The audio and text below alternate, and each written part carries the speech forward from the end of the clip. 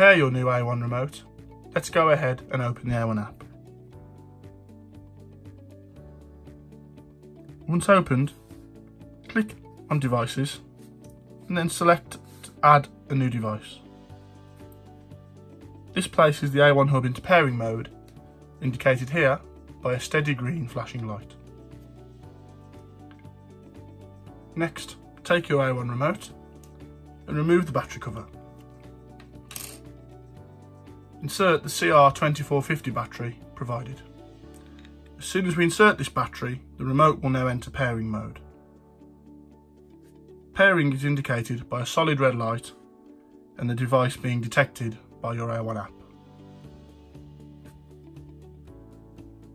If your AOne remote does not automatically enter pairing mode when first inserting the battery, or it has previously been paired to a different hub, you will need to manually trigger pairing mode. To do this, press and hold the small pairing button found next to the battery for 3 seconds. Now that your AOne remote is paired, we'll need to configure it to control your lights. Here you can see the 3 Aurora Smart GU10s we paired in the previous video. In order to set the remote to control all 3 of these simultaneously, we will first need to group them together into a space. To do this, select the Spaces tab, then select to create a new space. Once opened, we need to give our new space a name. In this instance, we'll call it Office. We then need to select the lamps that we want to include in this space.